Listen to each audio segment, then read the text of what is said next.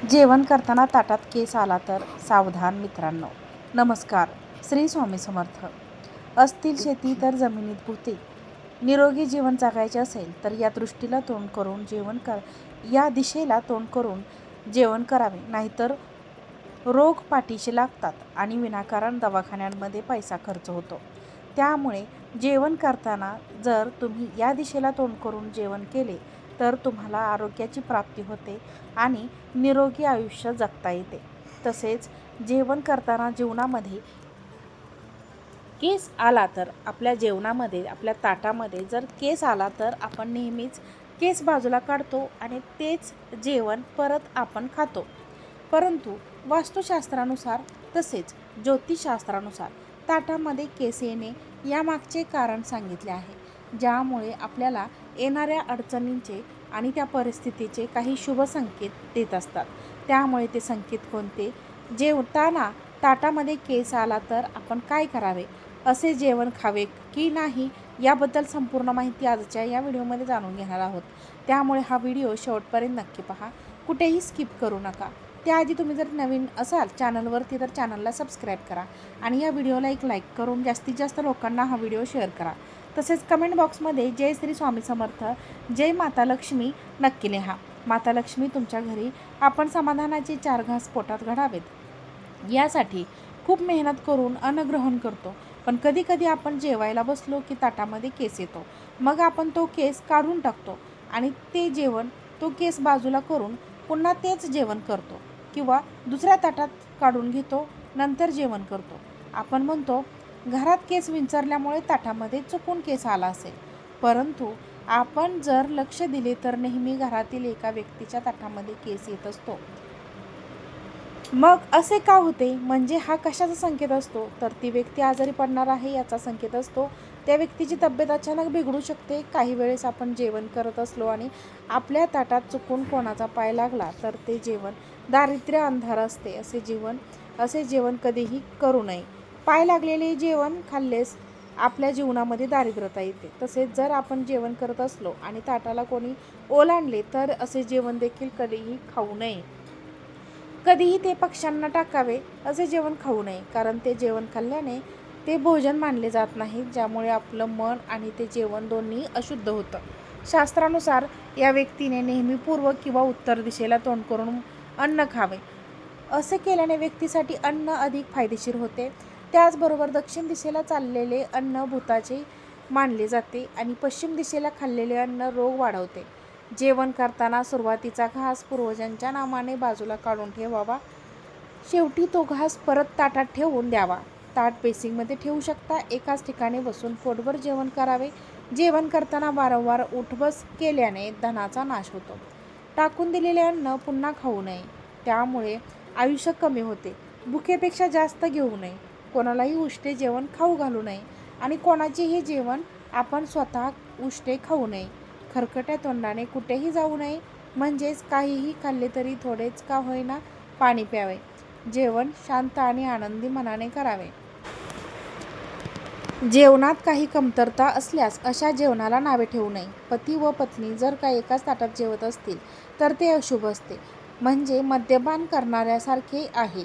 त्या व्यक्तीच्या आरोग्यावर दुष्परिणाम होतो आणि जर जेवण करताना केसांचा गुच्छ जर जेवणाच्या ताटात आला तर समजावे की त्या व्यक्तीवर खूप मोठे संकट येणार आहे. खूप मोठ्या संकट येण्याची धोक्याची घंटा आहे. त्यामुळे हा संकेत जाणून घ्या. मुलगी जोपर्यंत वडिलांच्या घरी आहे तोपर्यंत मुलीने वडिलांसोबत ताटात जेवण करावे. त्यामुळे पित्याचा कधीही अकाली मृत्यू होत नाही, संरक्षण होते. म्हणूनच जोपर्यंत मुलीचे लग्न होत नाही तोपर्यंत मुलीने तिच्या पित्यासोबत बसूनच जेवण करावे. कधीही इतरांच्या वाटणीचे अन्न आपण स्वतः खाऊ नये. असे अन्न आपण स्वतः खाल्ल्यास आपल्या जीवनात दारिद्र्यता येते. सुदामाने भगवान श्रीकृष्णाच्या वाटणीचे गुपचूपपणे स्वतःच खाऊन घेतले आणि त्याला घर दिला. दारिद्र्याचा त्याला सामना करावा लागला. त्यामुळे कोणाच्याही वाटण्याचे अन्न स्वतः आपण ग्रहण करू नये. आपल्या भोजनातील पशुपक्षी यांचा भाग त्यांना देऊन टाकावा. मग आपण ते भोजन ग्रहण करावे. त्यांच्या वाढदिवसाचे कधीही खाऊ नये. सर्वांना वाटून मिसळून भोजन केल्यास आपल्याला त्याचे पुण्य मिळते. देवी लक्ष्मी आपल्यावर प्रसन्न होते. वास्तुशास्त्रानुसार तुटलेले किंवा फाटलेल्या ताटामध्ये जेवण करणे अशुभ मानले जाते. यामुळे आपणच आपल्या दुर्भाग्याला आमंत्रण देण्यासारखे होते. त्यामुळे आपल्या जीवनात दुःख दारिद्र्य प्रवेश करते. एकादशीच्या दिवशी कधीही तामसिक अन्न स्वीकारायचे सेवन करू नका.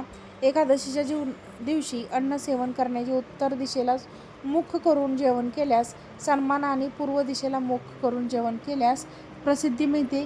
तसेच मद्यपान करू नये किंवा अन्नाचा दुरुपयोग करू नये शास्त्रानुसार चुकीचे मानले जाते. म्हणूनच आपल्या ताटामध्ये आपल्याला उष्ट अन्न कधीही सोडायचे नाही. सोडल्यास घरामध्ये माता लक्ष्मी टिकत नाही. त्यामुळे तुम्हाला लागेल तेवढेच अन्न घ्या आणि तेवढेच खा. वाटले तर तुम्ही हळूहळू थोडे थोडे करून खाऊ शकता, परंतु ताटामध्ये हे उष्ट अन्न सोडू नका. किंवा काही लोक जेवण झाले तरी देखील ते अन्न तसेच ठेवतात. त्यामुळे माता अन्नपूर्णा नाराज होत असते. आपण आपले जेवण झाले तरीही इतर सर्वजण उठल्याशिवाय आपण ताटावरून उठू नये. असे केलं तर आपले पित्र नाराज होतात, आपल्याला पितृदोष लाभतो. जेवण झाले की ताटात हात धुणे हे वास्तुशास्त्रानुसार निषिद्ध मानले जाते. आपल्या युनिटीतील जीवांचे रक्षण होत नाही. म्हणून जेवण झाले की त्या ताटामध्ये थोडेसे पाणी टाकून ठेवावे. हात दुसरीकडे धुवावा. ताटात धुणे अन्नाचा अपमान आणि अन्नपूर्णेचा अपमान, अन्नपूर्णा मातेचा अपमान करण्यासारखे आहे. म्हणून ही चूक करू नये. जेवणाला सुरुवात करण्यापूर्वी या मंत्राचा जप करावा. या मंत्राचा जप केला तर सर्व देवतांचे आशीर्वाद आपल्याला मिळतो. हे सर्वच आपल्यावर खूप प्रसन्न होतात. सर्व देवी देवतांच्या आज्ञा घेऊन मग जेवण करण्यास सुरुवात करावी. आपल्याला जर कोणतेही मंत्र येत नसतील तर जेवणाला सुरुवात करण्यापूर्वी निदान भगवंताचे ध्यान करावे की सांगावे, भगवान तर तुमच्या कृपेमुळे मला पोटभर जेवण मिळते. सुरुवात करावा. भगवंताची कृपा आपल्यावर राहते. आपल्याला सुख समृद्धी प्राप्त होते आणि आपल्यासमोर वाढलेल्या ताटाचा सदैव आदर करावा. आपल्याला सुख समृद्धी प्राप्त होऊन आपल्याला अन्नधान्यात बरकत येते. जेवण करताना बसण्यापूर्वी सर्वात आधी भगवंताला नैवेद्य देखील दाखवावा.